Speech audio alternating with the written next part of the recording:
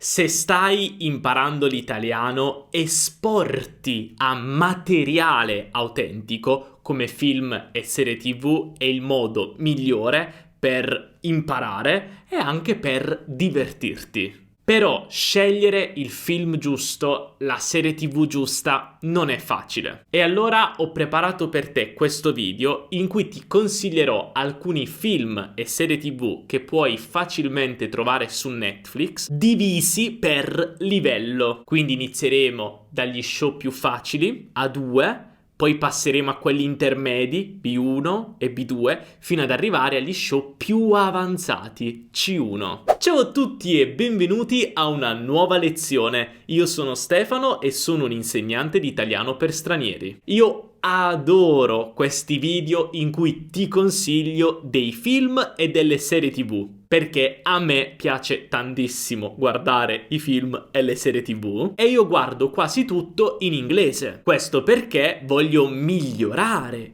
il mio inglese e tu dovresti fare lo stesso in italiano. Quindi oggi sono qui per consigliarti dei film e delle serie TV Netflix in italiano. Allora io direi che possiamo iniziare subito. La prima serie TV che voglio consigliarti, che in realtà è un documentario ma anche un reality, è Hilary. Prima di tutto io voglio sottolineare l'importanza dei reality show. Di solito i reality show non sono culturalmente le serie TV più interessanti, ma sono secondo me le migliori per imparare una lingua. Io per esempio, forse l'ho già detto qui sul canale, una serie TV che io amo è Selling Sunset. È questa serie TV americana ambientata in California dove ci sono queste donne che vendono queste case milionarie a Los Angeles. E in questo show c'è molto drama, molte litigate, ma proprio grazie a tutto questo drama che c'è che si imparano le cose migliori dal punto di vista linguistico. Anche perché il linguaggio è vero, è autentico, è un linguaggio anche giornaliero. Non ci sono degli script, dei copioni da seguire. Quindi imparare una lingua con i reality è sicuramente un modo fantastico per imparare l'italiano più vero, più autentico. Beh, Hilary di che parla? È un reality sulla vita di Ilary Blasi. Lei è una famosissima presentatrice italiana, ha condotto tanti programmi TV in Italia e questa serie racconta la sua vita dopo la separazione dal suo ex marito Totti, che è un famosissimo calciatore italiano. È una serie breve dove però ci sono tanti momenti proprio di quotidianità, quindi momenti con la famiglia, con il suo nuovo compagno, i viaggi, cose legate alla sua carriera, insomma c'è un po' di tutto. Ci sono anche tante persone diverse, quindi puoi anche esporti a diversi tipi di italiano ed è comunque una serie molto leggera, ironica, divertente. Secondo me il livello di questa serie è un A2. Quindi un principiante esperto, quasi intermedio. Gli accenti sono un po' misti. Lei, Hilary, ha un accento romano e a volte parla proprio in romano. Quindi ti consiglio, con questa serie, ma anche con le altre, di attivare i sottotitoli, così puoi seguirla meglio e quando ci sono le parti in romano puoi leggere l'italiano. In ogni caso io ti consiglio di guardare tutto con i sottotitoli, perché quando tu guardi qualcosa con i sottotitoli, se c'è una parola nuova, un'espressione nuova, puoi leggerla e poi cercarla. Se invece tu guardi qualcosa senza sottotitoli e non conosci una parola o un'espressione, il tuo cervello la ignorerà e non potrai impararla. Quindi guarda con i sottotitoli, te lo consiglio. E ora passiamo alla seconda serie TV, Storia della mia famiglia. Questa serie TV racconta la storia di Fausto, un papà single affetto da una malattia terminale. Lui ha 2 figli, a cui ovviamente vuole assicurare una vita splendida anche dopo la sua morte. Quindi, prima di morire, coinvolge la madre, il fratello e i suoi amici più cari, proprio formando una famiglia allargata. È una serie emozionante che parla di amore, famiglia, perdita, forza. È davvero molto carina. Il livello è B1, quindi un livello intermedio. L'accento degli attori è napoletano, però attenzione, non parliamo della lingua napoletana. Gli attori parlano in italiano con un accento napoletano e in questa serie non hanno un accento forte, difficile da comprendere. Ecco perché per me è una serie livello B1, quindi intermedio. Questo è molto importante perché dobbiamo dividere le due cose, la lingua napoletana dall'accento napoletano. La lingua napoletana è un'altra lingua, quindi è normale che tu non la capisca perché stai studiando l'italiano, non il napoletano. L'accento napoletano invece è la lingua italiana parlata con un accento napoletano, quindi con dei suoni simili a quelli della lingua napoletana, ma è italiano, quindi devi essere in grado di capire l'italiano con un accento napoletano, come devi essere anche in grado di capire l'italiano con un accento milanese, un accento veneto, un accento romano e così via. Ora passiamo a una serie evento che davvero tutti hanno guardato e che ha avuto molto successo, Il Gattopardo. Questa serie è basata sul famoso romanzo Il Gattopardo di Giuseppe Tomasi di Lampedusa. Siamo in Sicilia durante il Risorgimento, quindi un momento di grandi cambiamenti. Il protagonista è il principe Fabrizio. Per proteggere la sua famiglia spinge suo nipote Tancredi a sposare la bellissima Angelica. Ma questo fa soffrire sua figlia, Concetta. Ora non voglio raccontarti altri dettagli della trama, però comunque è una serie che parla di potere,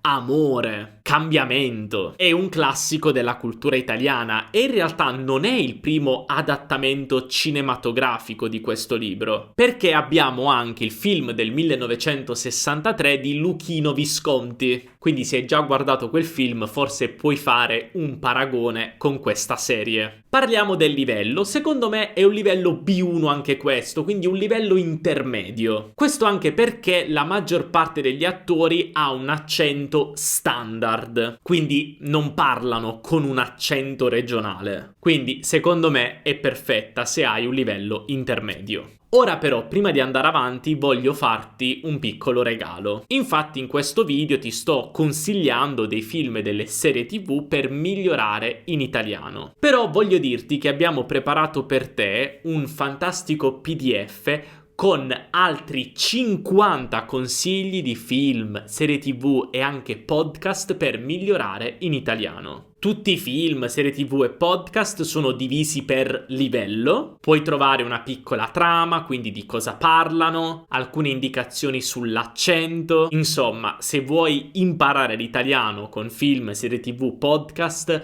questo PDF sarà fantastico per te. Puoi scaricarlo semplicemente cliccando sul link qui sotto in descrizione o sul primo commento. Inserisci il tuo nome e la tua email e poi ti manderemo il documento. Ti piacerà tantissimo. Adesso però continuiamo con un altro consiglio e voglio consigliarti un documentario. Miss Italia non deve morire. Questo documentario parla un po' della storia di Miss Italia, il più grande concorso di bellezza in Italia. Miss Italia era famosissimo tra gli anni 80 e l'inizio del 2000, ma poi l'interesse è andato sempre più a scendere. Fino a quando nel 2013 la Rai, quindi il canale più importante della televisione italiana, ha deciso di non trasmettere più Miss Italia in televisione. Quindi poi, insomma, da quel momento Miss Italia non ha avuto più l'importanza, la rilevanza culturale che aveva prima. E quindi la storia racconta proprio questo.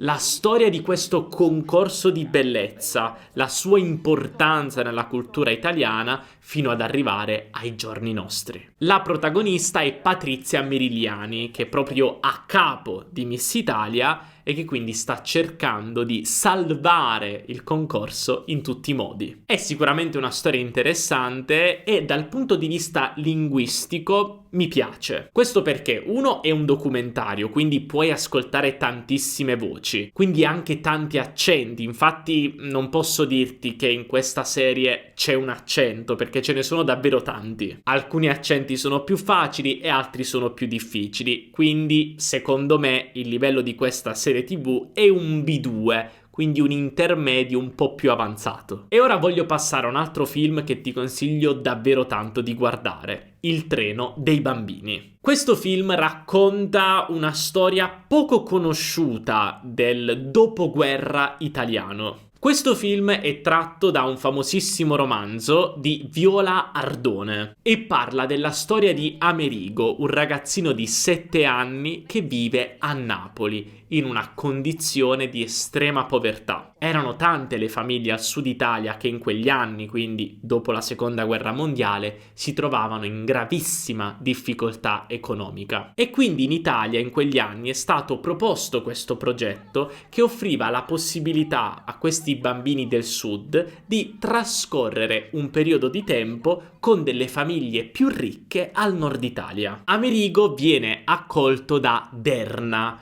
una donna che cambierà la sua vita. Però si trova davanti a una scelta difficile: restare con la nuova famiglia o ritornare alle proprie origini. È un film davvero bello, anche dal punto di vista culturale, che proprio vi aiuterà a capire la situazione del nord Italia e del sud Italia in quegli anni. Ora attenzione, perché la lingua è un po' difficile. Questo per un semplice motivo: gli attori del sud Italia parlano in napoletano, non l'accento napoletano, proprio la lingua napoletana. Invece gli attori del nord parlano in italiano, un italiano standard, con un accento del nord, però standard. È un film davvero bello che secondo me devi guardare. Quindi io ti consiglio di guardarlo con i sottotitoli, così puoi capire le parti in napoletano. E io questo film lo guarderei proprio per la cultura, proprio per capire meglio la storia italiana di quegli anni. Quindi te lo consiglio. Il livello,